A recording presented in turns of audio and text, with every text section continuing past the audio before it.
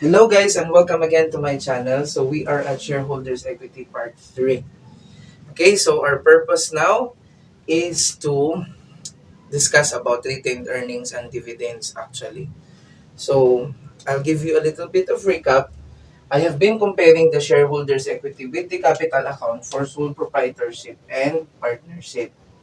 So on the capital, I said to you that the only transactions that will affect the capital is first off the investment from owners.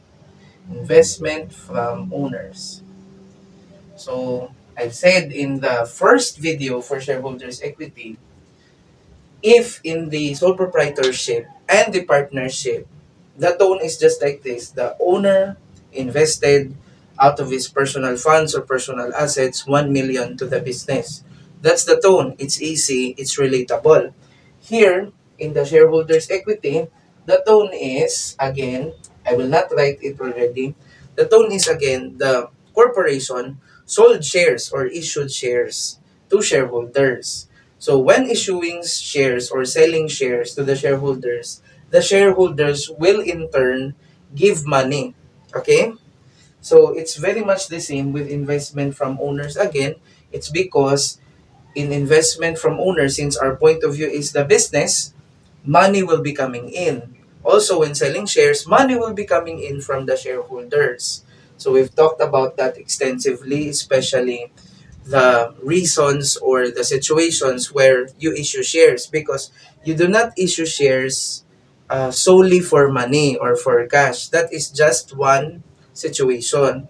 You're also issuing shares sometimes because you are receiving non-cash assets, or else you have received some services, or else you have received some subscriptions, right? So that's our first video. The next one that will affect the capital is the withdrawal. So withdrawal is the opposite of investment from owners. Because in the withdrawal, the owners will get money from the company. Alright? So our point of view is of the business always. So there is a cash out always when we talk about withdrawal. So we talked about in the last episode about the permanent withdrawal. So permanent withdrawal is the withdrawing of the capital permanently by the owner. So the counterpart of this one is treasury shares, in which treasury shares is the opposite of issuance of shares. On the issuance of shares, you issue money, you issue shares, and you get something from it, like cash. Okay?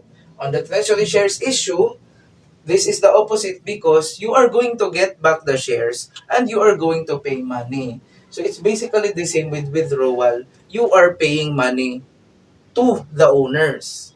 So in here, you are giving money to the shareholders and you are going to get back the shares. So we have talked about this extensively in the past video, including the accounting for treasury shares, when you got back the treasury shares, and when you reissue such treasury shares again, at above cost or at below cost. And we have also talked about it, about treasury shares being cancelled or being retired. So the accounting for that, we have talked about also that in the past video, right? Now, let's talk about the other one. The other thing that will um, change the balance of the capital account, which is the income or loss. So income happens if ever the revenues are greater than the expenses. And loss happens if ever the expenses are greater than the revenues. So let's talk about this now, but in the corporation, uh, in the corporation, what do you call this? In the corporation's context. And I've said the income or the loss in the capital account of the sole proprietorship and partnership are usually absorbed immediately by the owners at the end of each period. Well, we cannot do that in the corporation. So the income or the loss is stored in a particular account, retained, earnings. Since we cannot discuss retained earnings without the dividends, actually, we're going to have to talk about dividends here. So what is this dividends? Let's put that here. Dividends is actually the share of the shareholders. This is taken from the net income of the corporation. So dividends are usually given, including the treasury shares, if ever there is sufficient um, retained earnings.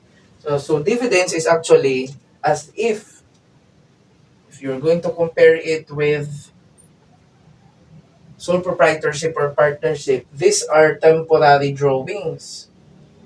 As I have defined in the past videos, temporary drawings are withdrawals by the owner based on their share of the net income of the business. This is also true for dividends. Okay? But not everything in the retained earnings can be given as dividends. Okay? We're going to talk about that again later on.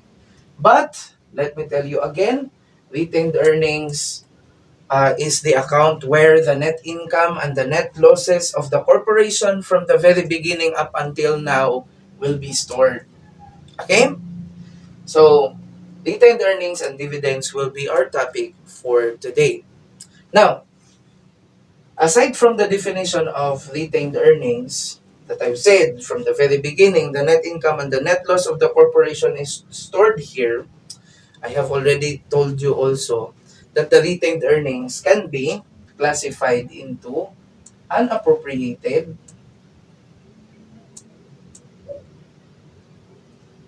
That means, in layman's point of view, in layman's terms, free to be issued as dividends.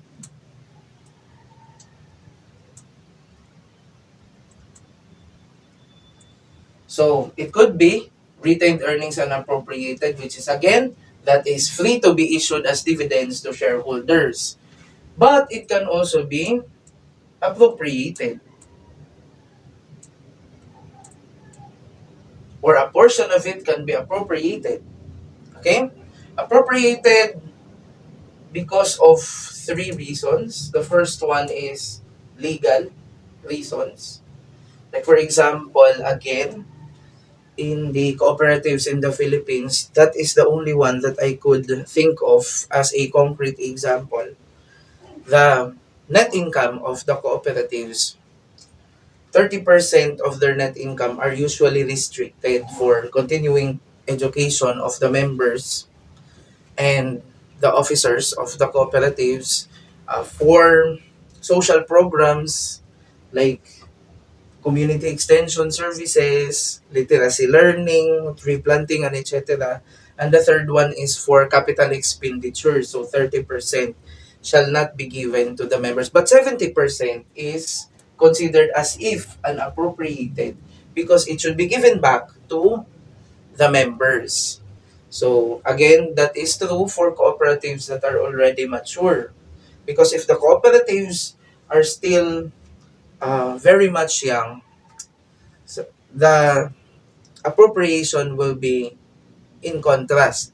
Meaning, I'll just, what do you call this, specify, if the cooperatives are young, 70% will be appropriated, 30% is the only ones being classified as free to be issued as dividends to members.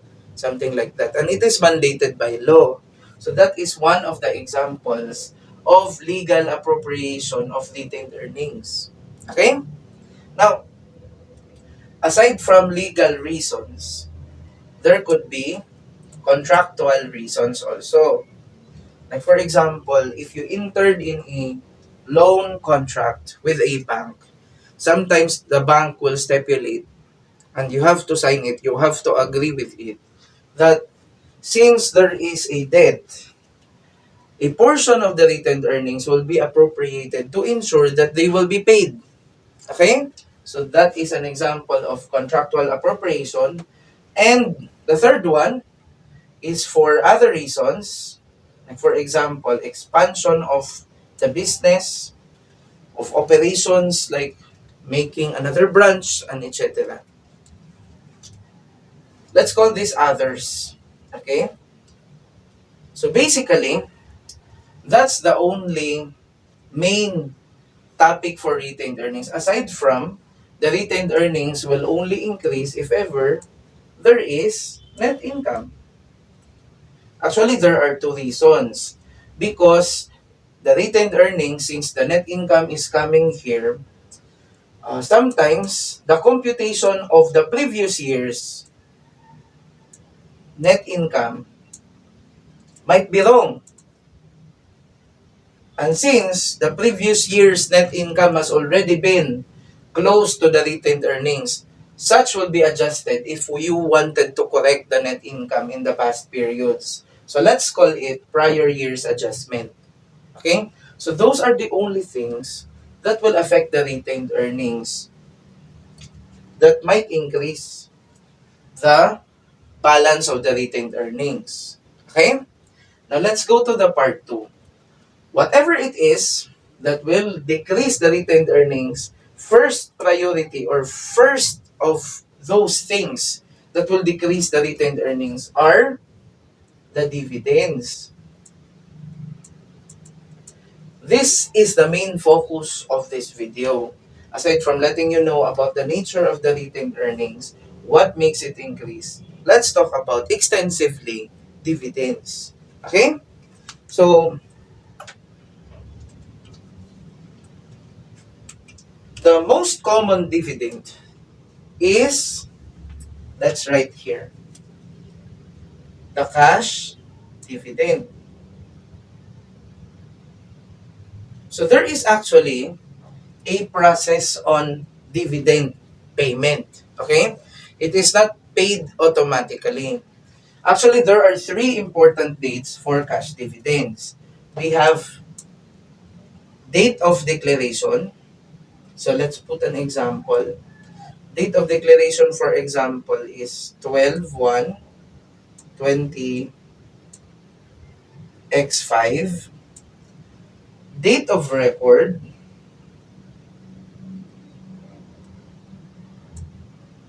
equals 1/1/20x6. And date of payment,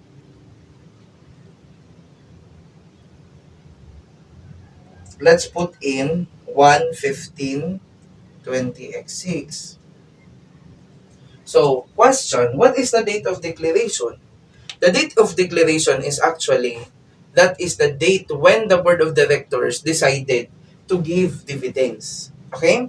So they have a meeting and then they said on 12/1/20x5, they announced it to the shareholders that we will declare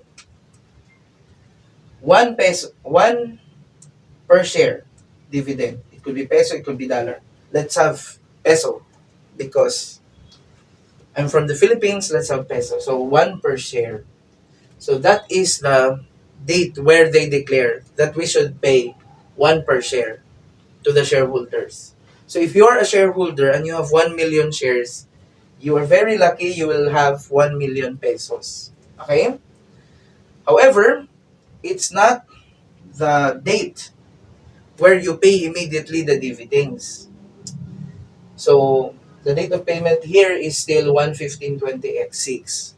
So again, the date of declaration is when the board of directors declared that we have to pay dividend per share like this. Okay? The dividends are in the form of like this. Okay? Now, what is the date of record?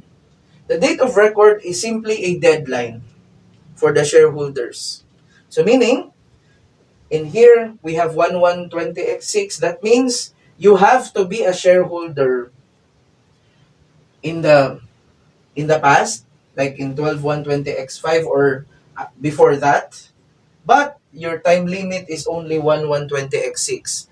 If you became a shareholder on 1/2/20x6, then you are not going to be paid with dividends.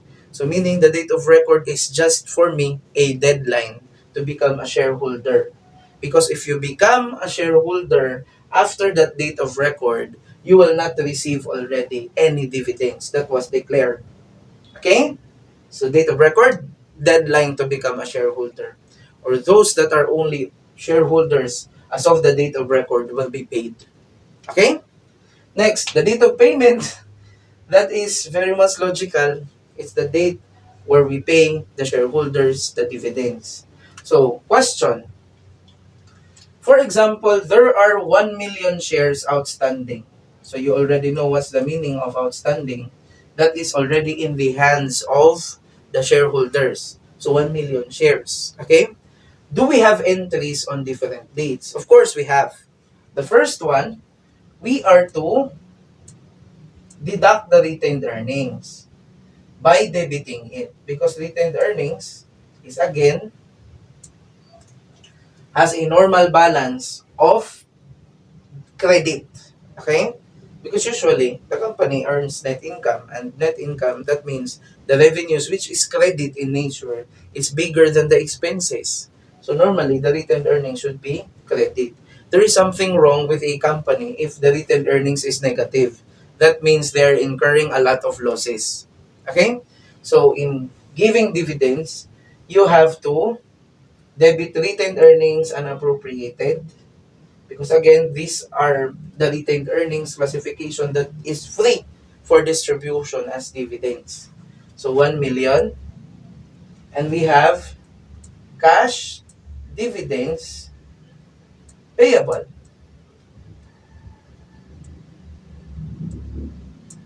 1 million. Okay? How about date of record? Normally, on the date of record, it's just a memo entry wherein you will see that only the shareholders on record on 1/1/20X6 will receive the dividends. That's just a memo entry, not a journal entry. And then on the date of payment, what will happen is cash dividends payable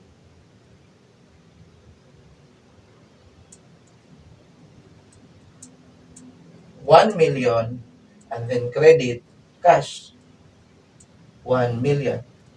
Now, there are only two account titles that are used here.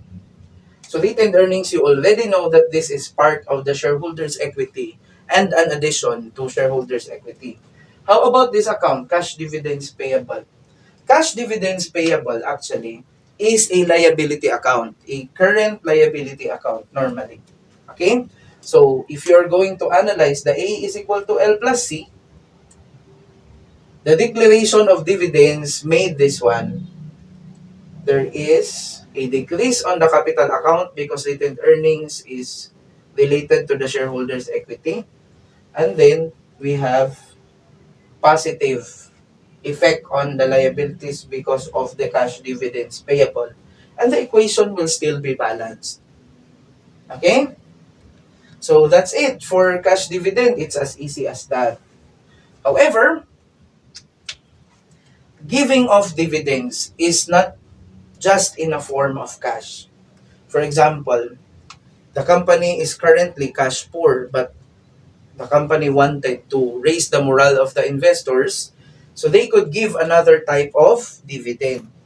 So that other type of dividend could be property dividends. Okay? Let me erase this first. Yeah, I guess you already understood that. So let's erase it a bit. Okay. Now let's talk about property dividends. Property dividends is when instead of cash, you are going to give your shareholders, for example, land. For example, the shareholders in your company is just 5 or 10 because it's a close family corporation. So you are giving property dividends. Okay? For example, you have given land with a book value of 1 million to the shareholders. Okay? So there is still date of declaration. The date of declaration, let's copy already.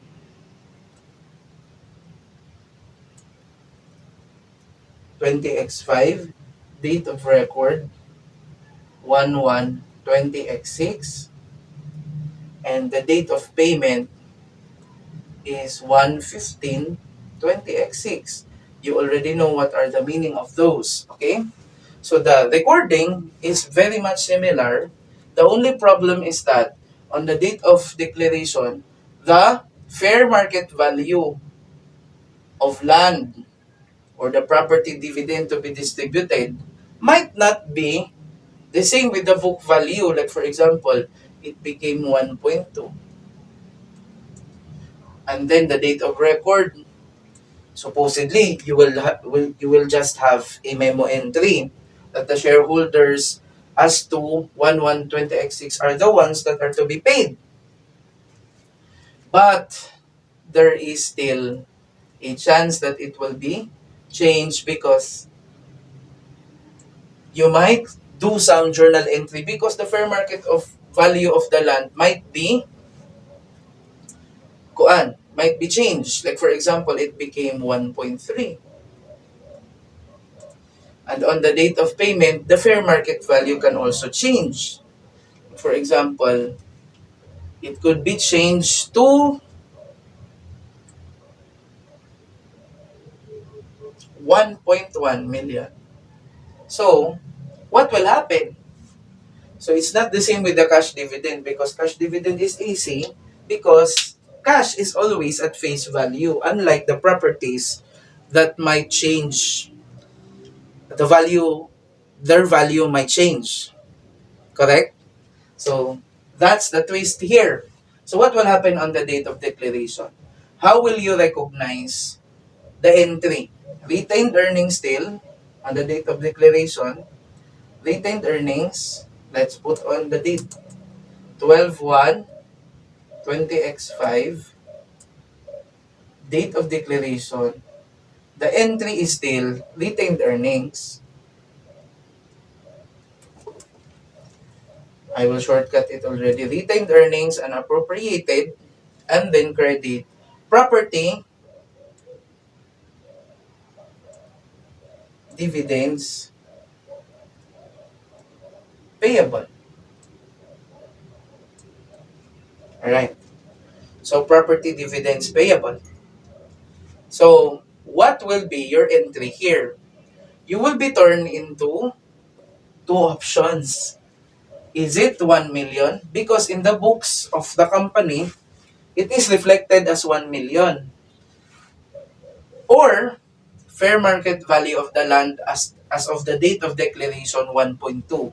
So which are you going to choose? So that's the problem. So according to IFRIC, I did not remember the specific IFRIC. IFRIC 17. According to IFRIC, that's your assignment, okay? According to IFRIC, you have to recognize the property that you are going to give as dividends at fair value on the date of declaration. So we're gonna use 1.2. And the property dividends payable is 1.2. Again, this is a shareholders equity account. This retained earnings unappropriated. And the property dividends payable is the same with cash dividends payable. They are considered as current liabilities. Okay? That's very important later on. And then, on the date of record, on 1/1/20x6, supposedly, there will be just a memo entry because this is just a deadline. However, since the land changed its fair market value, there will be an entry, which is we have to follow this. So, since we only recognized 1.2, we have to recognize an additional retained earnings unappropriated 100,000 in order to make it 1.3. And we have property dividends payable of 100,000. Okay? So there is no problem with 1120x6. So that means you recognize your liability, the property dividends payable, and the retained earnings debit and appropriated at fair value always of the property. Okay? Okay. So let's go to 11520x6, the date of payment.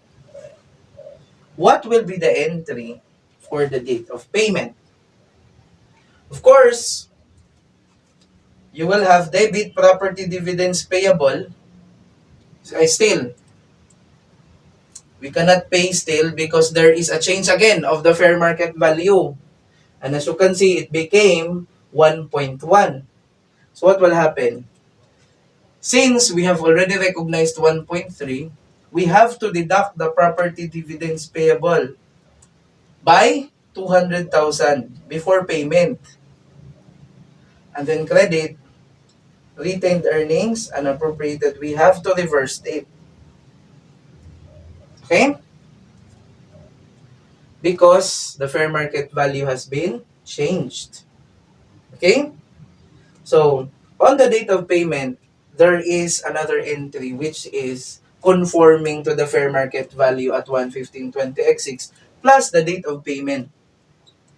The payment entry really. The payment entry really is property dividends payable 1.1 million. We are going to let go of the land, but since the land is booked at 1 million, that is the only one that we can use. The land is at 1 million, not 1.2, not 1.1, not 1.3. Okay? So, credit land at book value 1 million, and you will have a gain of 100,000, which will be booked in the income statement. Okay? So, that's it. So, meaning, any gain that will be recognized on the date of payment will go to the income statement. Okay? Now, here's the twist. Sir, what if in 1120x6, it's not 1.3, it's 900,000, for example. So, is there a change in this one? No, because again, in the IFRIC, you have to recognize the property dividends payable or the liability at the fair market value of the property to be distributed. Okay? Next, there is a, what do we call, a change of entry on 1120x6. Why? It's because the value of the land has been impaired. Why do we say impaired? In the books, it's 1 million, but the fair market value is 900. You are required to recognize impairment loss. So what will happen? First off, in the retained earnings, you have to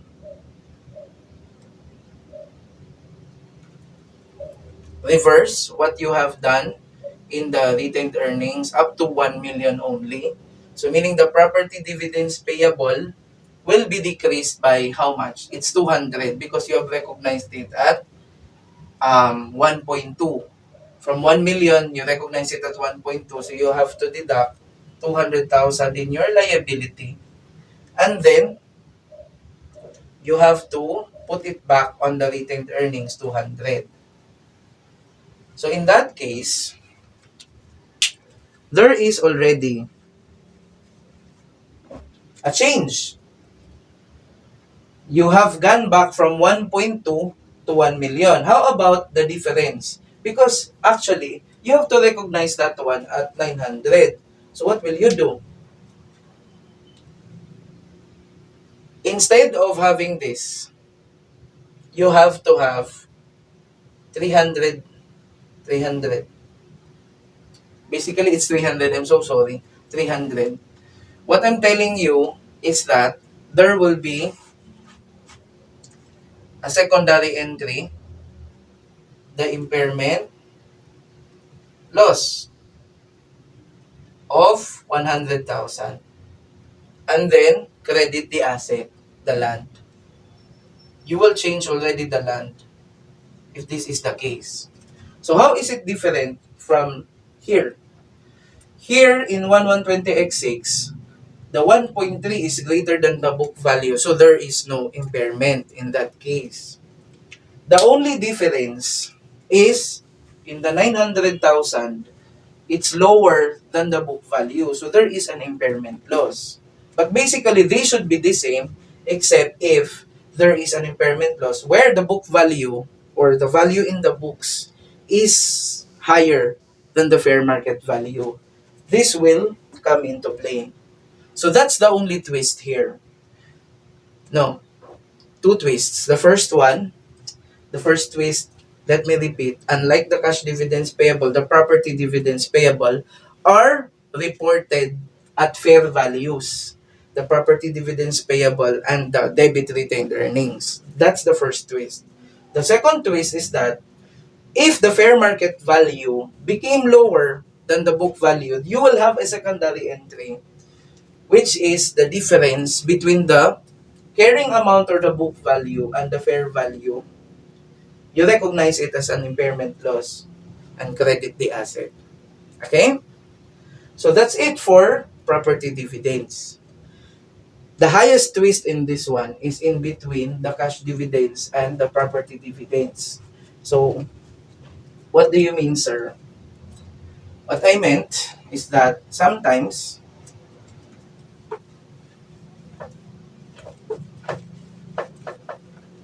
you are giving your shareholders option. Do they want property or do they want cash? So, what will happen if you're going to give that option?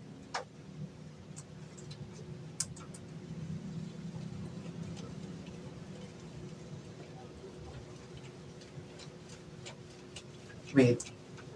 What if you're going to give that option to your shareholders? Example, cash dividend or property dividends, cash or land, something like that. What will happen if you're going to give option to your shareholders? And then, when you ask them, what do you want? Cash dividends or the property? And then they said, we don't know yet. Let's talk about that on 1/15/20x6 on the date of payment. So that's what they said.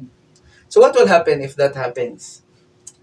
So what will be your entry on the date of declaration, date of record, and date of payment, if ever? Will you not make any entries? Will you wait for this for January 15, 20x6, the date of payment? How about on the date of declaration? Will you not make an entry? Because you are not sure yet which of the alternative is your shareholders going to go for. So, actually, the answer is you will still have an entry. Okay? You will still have an entry. However, you have to project probabilities.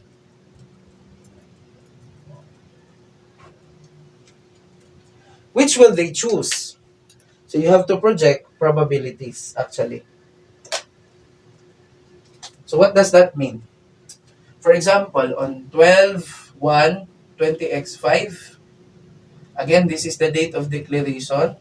What is the percentage that the shareholders will choose the cash alternative? For example, the percentage is 60% cash alternative, and then property alternative is 40%.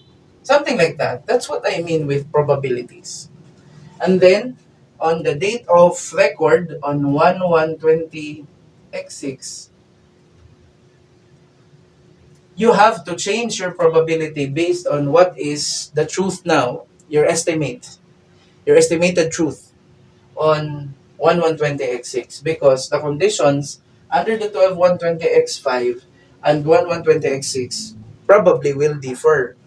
So for example, if there are issues about the land that has come into attention, so based on your estimate, it's already 70%, 30%. It can be like that. Okay? And on the date of payment,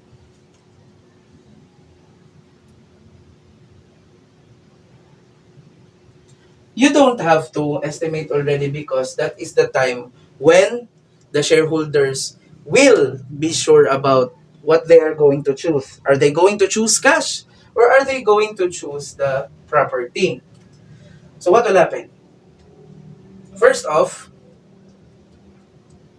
on the date of declaration, you are going to make a computation.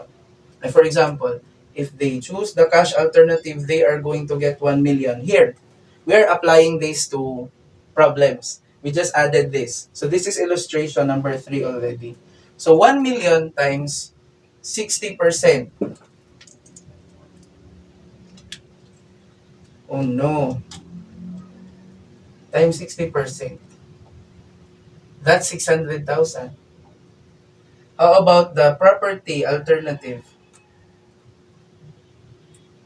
So the property alternative, on the date of declaration, you choose the 1.2 because again, under IFRIC, you have to recognize your property dividends payable at fair market value times 40%. I guess that's 40%. 120, 120 to 4480, if I'm not mistaken. So this, the total of this is 1,080,000. Why do you do that? Because your entry will be based on this. So on the date of declaration, your entry will become retained earnings unappropriated 1,080,000 and then credit dividends payable because we are not yet sure if that is a cash dividend payable or property dividends payable. So let's go to the safe account, dividends payable. That's it. That's what you're going to do. How about on the date of record? You are going to recompute. On the cash alternative, we have 1 million times 70% already. You'll have 700,000. Okay? Next, as to the property alternative, according to our original problem, that's 1.3. 1.3 million. The probability is 30%. So, how much is that? 130, 130, 130. That's 390, if I'm not mistaken. So, this is 1,090,000. So, based on that, since you have recognized already 1,080,000, you're just going to add retained earnings and appropriated 10,000 and then dividends payable 10,000. So that's it for date of declaration and date of record. Okay? Next, we have date of payment. So on the date of payment, there can be two scenarios. The first one, the shareholders choose the cash alternative. So what will be the entry if they choose the cash alternative? Of course, the dividend payable will be debited at 1,090,000. And then, we're going to give them cash, which is 1 million, but because that is the cash alternative, 1 million. So how about the 90,000? We're going to put that as gain. Gain on settlement of dividends, 90,000. So that's situation number one. That could happen on the date of payment. How about if the shareholders choose the property? So if the shareholders choose the property, of course, it's still dividends payable, 1,090,000. And then credit the land. And since it's in the book value is 1 million, you put 1 million. And then, gain on settlement of dividends, 90,000. Somewhat the same, it's because I put the book value of the land at 1 million and the cash also at 1 million, right? But if I change the book value here, like for example, it becomes 900,000, of course, this will also be changed. The dividend payable is 1,090,000. This will become 900 and this will become 190. Okay? So you can replay and replay this video so that you'll be able to get the whole concept of the property dividends, the cash dividends, and the third one, which is you are giving an alternative to your shareholders. Cash or property alternative. Okay? Now, what if you don't have any cash to give your shareholders as dividends and property to give your shareholders as dividends? So what will you do? The third option will be giving of stock dividends or share dividends.